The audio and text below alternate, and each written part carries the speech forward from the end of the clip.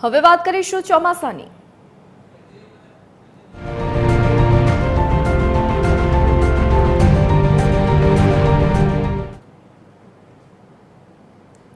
ગુજરાતમાં cyclonic circulation સક્રિય થતા હવામાન વિભાગે રાજ્યમાં 4 જૂન સુધી પવન અને ગાજવીજ સાથે વરસાદની આગાહી કરી છે।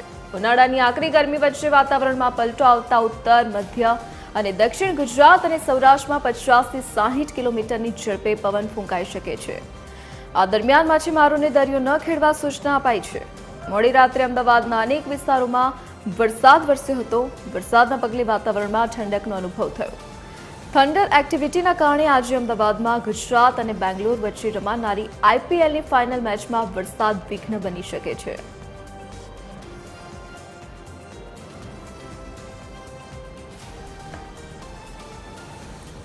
વધુ વિગતો સાથે એસોસિએટ એડિટર અરુણ શાહ આપણી સાથે લાઈવ જોડાઈ ગયા છે। જે અરુણ, ગઈકાલે પણ વરસાદી માહોલ છવાયો હતો। આગામી સમય માટે હવામાન વિભાગની શું આગાહી છે? વરસાદને પગલે ક્યાં ક્યાં વરસાદ પડી શકે? ધરતી ગુજરાતમાં સૌથી સારા સમાચાર કહી શકાય કે ઉનાળાના પ્રારંભથી જે રીતે ગરમીનો અનુભવ અને ખાસ કરીને ઊંચું તાપમાનનો અનુભવ લોકો કરી રહ્યા છે તેમાં રાહતનો અનુભવ થાય તે પ્રમાણેના સમાચાર આવી રહ્યા છે। આગામી દિવસોમાં જે રીતે વરસાદી વાતાવરણ છવાયેલું રહેશે, ખાસ કરીને સાયક્લોનિક વાતાવરણ જે છવાયું છે તેના કારણે રાજ્યના અનેક વિસ્તારોમાં આજે રાત્રે પણ મોટા પ્રમાણમાં વરસાદ પડ્યો છે।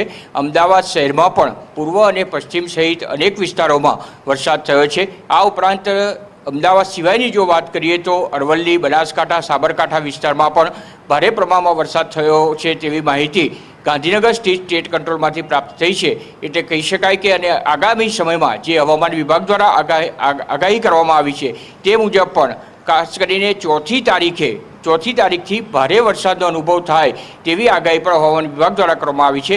4 થી 9 તારીખ સુધી રાજ્યના અનેક વિસ્તારોમાં વરસાદ પડશે। ખાસ કરીને સૌરાષ્ટ્ર, કચ્છ સહિત ઉત્તર ગુજરાત, દક્ષિણ ગુજરાતમાં અને મધ્ય ગુજરાતમાં પણ સારો એવો વરસાદ થાય તેવી આગાહી હવામાન વિભાગ દ્વારા કરવામાં આવી છે। એટલું જ નહીં, પરંતુ 9 તારીખ પછીના સમયમાં પણ ભારે વરસાદ થશે તેવી આગાહી પણ હવામાન વિભાગ દ્વારા કરવામાં આવી છે।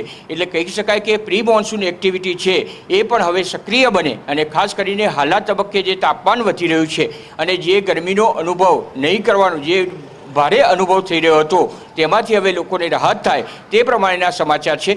સૌથી મહત્વ કહી શકાય કે ક્રિકેટ રસિકો માટે જે કહી શકાય કે હવે પ્રશ્નાર્થ સર્જાયો છે। આજે જે રીતે ગુજરાત ટાઇટન્સ અને રોયલ ચેલેન્જર્સની જે બોટેરા સ્ટેડિયમ ખાતે નરેન્દ્ર મોદી સ્ટેડિયમમાં જે મેચ યોજાવાની છે એ મેચ યોજાશે કે કેમ તે પણ એક પ્રશ્નાર્થ છે। પરંતુ ચોક્કસ રીતે કહી શકાય કે આગામી સમયમાં હવામાનમાં જે પરિવર્તન આવ્યું છે તેના કારણે લોકો તાપમાનમાંથી રાહતનો અનુભવ કરી શકશે। જી ધરતી। જી અરુણ, વિગત સાથે જોડાવા બદલ આપનો આભાર।